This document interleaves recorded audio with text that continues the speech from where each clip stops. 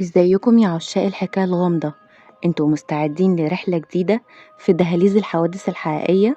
انا كل اللي عليا ان انا هستعين بشوية من مهاراتي عشان نكشف الحقيقة ونوصل لاستنتاجات منطقية، وكل اللي عليكم انتوا تحطوا السماعات وتعيشوا معايا الحكاية.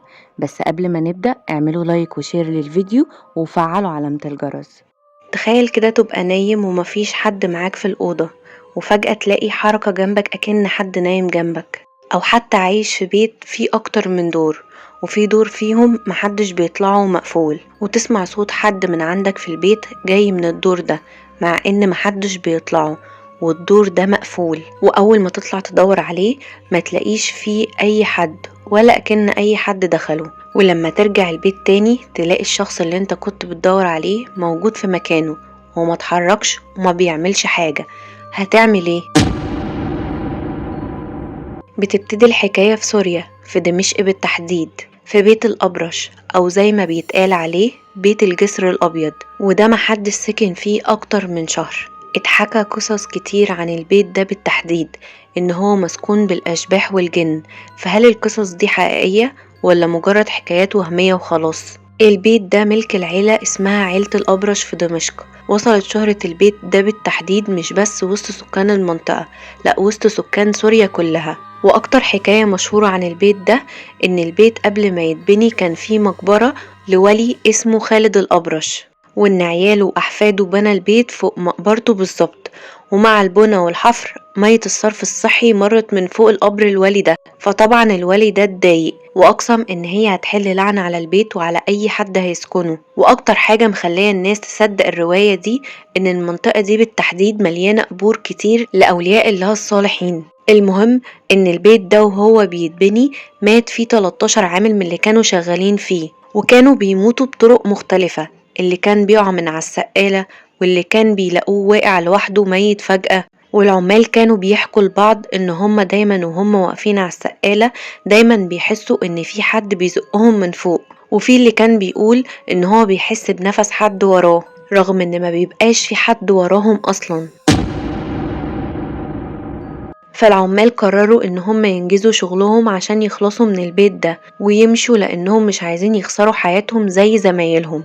ومع ذلك كل يوم كانوا بينجزوا فيه حاجة يرجعوا تاني يوم يلاقوها باظت، فيضطروا ان هم يبدأوها من اول وجديد. وبعد فترة طويلة ومحاولات كتير اخيرا البيت خلص وما كانش ناقص اي حاجة غير الفرش، وفعلا عيلة الأبرش فرشت البيت بأحسن عفش وسكنوا فيه. من العيلة وماتوا كلهم. هذه السيارة وجن وماتوا كلهم في مرقد أبر قلبه ينوروا من 50 سنة بشمع.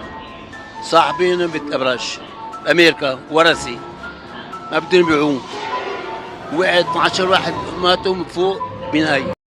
أول ليلة ليهم كلهم جالهم كوابيس، ده غير الأصوات اللي كل واحد فيهم اشتكى إن هي كانت موجودة معاه في الأوضة. ولما قاموا من النوم تاني يوم قاموا كلهم مرهقين جدا، وأكن اللي حصل ده حقيقة مش كابوس وعدى وخلاص.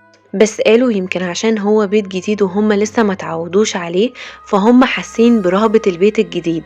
ويعدي اليوم ويبتدي اليوم التاني ويلاقوا ان المية مقطوعة عن البيت كله، ويعدي ساعة واتنين وتفضل المية برضو مقطوعة. فيخرج واحد من عيلة الأبرش يسأل الجيران هي المية بتقطع وقت كتير في المنطقة، عشان يكتشف ان هي مقطوعة عندهم هما بس. وده كان آخر سؤال وآخر معاملة من بيت الأبرش لأي حد حواليهم. المهم مع دخول الليل بدأوا يسمعوا صوت صريخ في البيت مع انهم كلهم متجمعين ومفيش حد غريب معاهم، وواحدة واحدة وفي حاجات بدأت تتحرك من مكانها، والنور فضل يفتح ويقفل لوحده. بعدها عدت أيام وأسابيع ومفيش حد من بيت الأبرش ظهر. فبدأت الجيران تسأل بعضها إذا كان حد فيهم شاف حد ولا لأ من عيلة الأبرش، فكلهم أجمعوا إن هما ما شافوش أي حد خارج من البيت من اليوم اللي اتقطعت فيه المية عن بيتهم. في الآخر اجتمعوا إن هما هيروحوا عند بيت الأبرش يطمنوا على العيلة لأنهم ما شافوهمش لا داخلين ولا خارجين من أسابيع.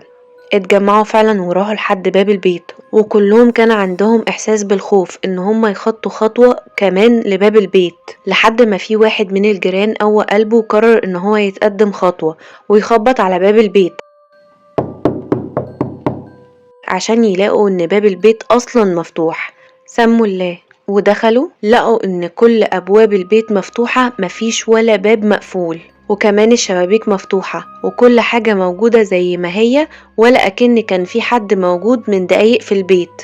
فقرروا ان هم يبلغوا الشرطة، ولما جت الشرطة عشان تعاين البيت لقوا ان كل حاجة موجودة زي ما هي، حتى المجوهرات والحاجات الغالية في مكانها.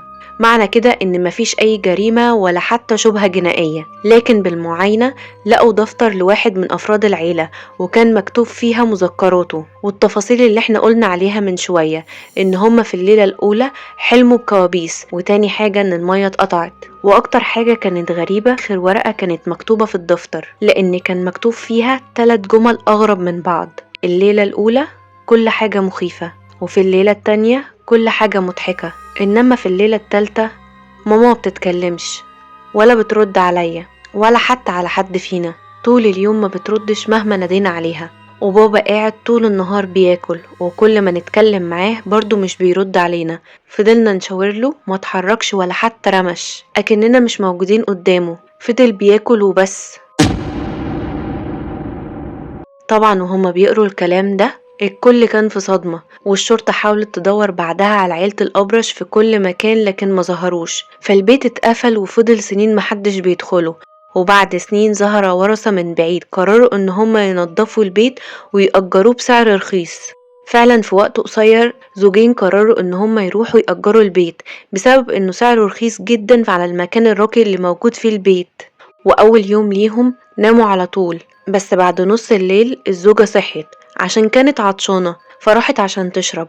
وهي واقفة بتشرب حست بخيال جنبها.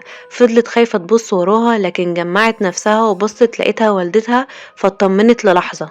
لكن لما استوعبت رجعت تاني اتخضت وفضلت تصرخ لأن والدتها متوفية أصلا. جوزها صحي على صريخها فهداها وحكت له اللي حصل. فضل يبص حواليه وقال لها انتي بتهيألك مفيش حاجة موجودة، انتي بس ممكن تكوني مرهقة من تعب اليوم. عشان يجي تاني يوم والزوجة قاعدة بتتفرج على التلفزيون، فبتغير القناة من غير اي مقدمات لقت القطة بتاعتها بتلف وشها ليها وبتقول لها انتي غيرتي ليه؟ ساعتها الزوجة قررت وصممت ان هي ما بيتهيألهاش، وان هما لازم يسيبوا البيت وما يرجعوش ليه تاني مهما حصل. بعدها بفترة في بعثة روسية عن الخوارق قرروا ان هم يأجروا البيت ويشوفوا ايه اللي بيحصل في البيت ده بالتحديد. وللأسف يعدي يومين بس من دخولهم البيت ويلاقوا واحد من البعثة انتحر، والتاني جاله صرع وما بقاش مستوعب ولا واعي لأي حاجة حواليه. فرجع البيت اتقفل تاني لحد سنة 2003، لحد ما جت عيلة عراقية أجرت البيت، وكانت مكونة من أب وأم وابن وحيد. وعلى حسب كلام الناس ان في اول يوم للعيلة دي الولد كان بيلعب في الشارع، وفجأة قال للاولاد اللي كان بيلعب معاهم ان هو طالع يشوف مامته عايزة ايه عشان بتنادي عليه. فقالوا له مفيش صوت حد بينده، يلا نكمل لعب. فقال لهم لا، امي عايزاني. فسألوه انت عرفت منين ومفيش صوت حد بينده؟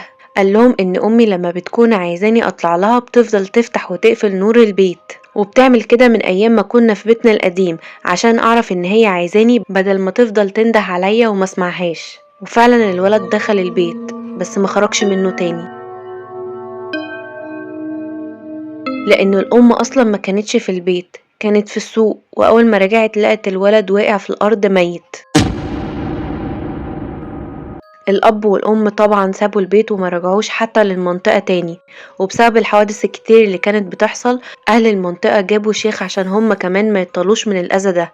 الشيخ دخل البيت وبعد شوية خرج حذر الناس ان هم يسكنوا البيت ده بالتحديد، وقال لهم ان اللي جوه البيت مش هيسيب اي حد يسكن فيه، ولو حد سكنه هيتأذي بكل الطرق. وده كان مش كلام شيخ واحد، لانهم جابوا اكتر من واحد، اللي بيقول نفس الكلام واللي بيمشي وما بينطقش واللي بيجيله صرع.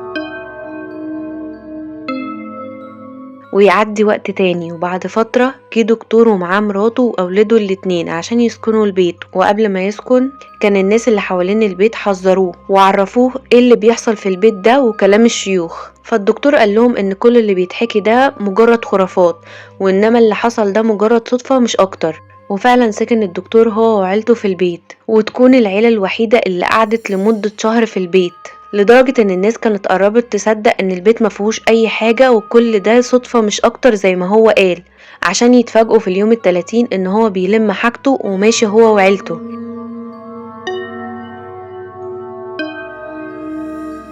فالجيران بدأت تسأل الدكتور انت ماشي ليه؟ قال لهم امبارح وانا شغال في المكتب فجأة النور اتطفى، ولما قمت عشان اشوف النور اذا كان قطع ولا اللمبة اتحرقت لقيت ان النور بتاع الأوضة اللي انا فيها اتقفل، لا انقطع ولا اللمبة اتحرقت. فولعته وجيت عشان اقعد على المكتب تاني واكمل شغلي، لقيت ان كرسي المكتب مش موجود في مكانه. قلت يمكن انا مجهد ومش مركز ومحتاج ان انام، فقلت خلاص اكمل بكرة واقفل باب المكتب عشان اروح انام. قبلها رحت اطمن على عيالي، دخلت اوضتهم لقيت ابني الصغير مش موجود، وسمعت صوت صريخه وعياطه جاي من الدور التاني واكن حد بيضربه.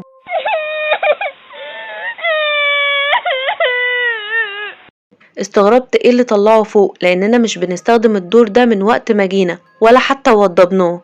فجريت عشان اشوف ابني بيصرخ ليه وايه اللي طلعه فوق، لقيت ان الدور ضلمه وصوت ابني طالع من اوضه من الاوض.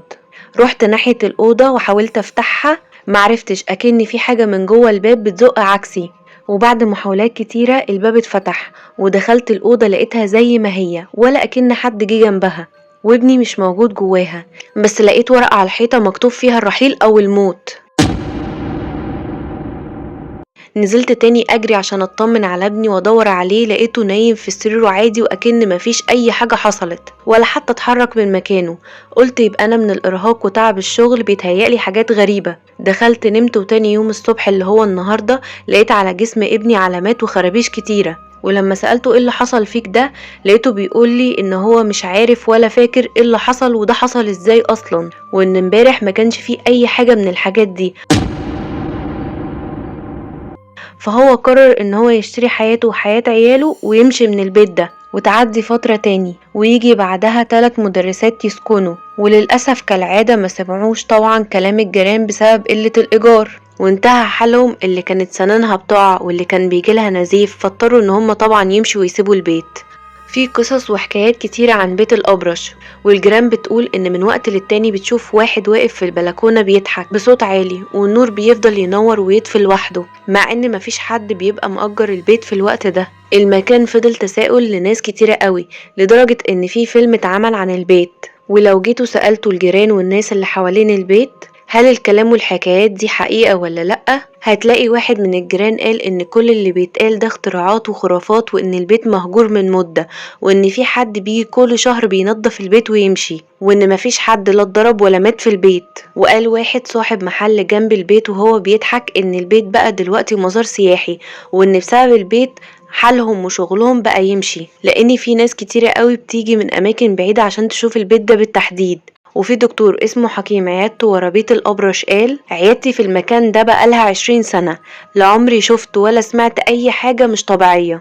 وفي ناس بتقول ان في واحد سمسار هو اللي طلع الاشاعات دي عشان الورثة غلوا عليه سعر البيت جدا، فقرر ان هو ينتقم منهم، فطلع الاشاعات دي عشان محدش يروح لا يأجر ولا يشتري البيت تاني، ويفضل كده لحد ما ينزل سعره، وممكن يبقى وقتها بسعر التراب.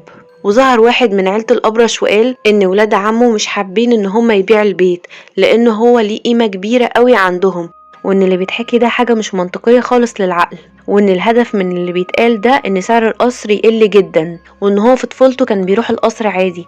ده كمان واحد من عمامه كان عامل أوضة من أوض القصر مكتب ليه بيستقبل فيه العملاء المهمين، وإن هو عمره ما شاف أي حاجة مش طبيعية هناك. خادم الجامع اللي موجهنا هيك الأقاويل بتقول. فخادم الجامع تخانق أولاده على ورثة البيت، فعلى الحياة عينه طبعا هو عايش، فقرر انه ما حدا ياخده الا اللي بيستاهله، فرصد البيت. بيقولوا انه بواسطة جان هو كان يقرا كتير، فهالجان هدول كل ما حدا سكن البيت بينذروهم انه هذا البيت ما بيصير تسكنوا فيه. فاما بيصير في فتح ابواب وتسكير ابواب مثل افلام الرعب، والناس اللي بتسكنوا نهار تطلع تاني نهار. انتوا بقى تفتكروا كل اللي بيتقال ده حقيقي ولا مش حقيقي. وياريت لو في حد من سوريا او يعرف حاجة عن البيت ده بالتحديد ياريت يقول لنا. ولو في اي جريمة او في اي حاجة انتوا حابين نتكلم فيها ياريت برضو تكتبولي في التعليقات. وما تنسوش تعملوا اشتراك للقناة وتعملوا لايك للفيديو وتفعلوا علامة الجرس.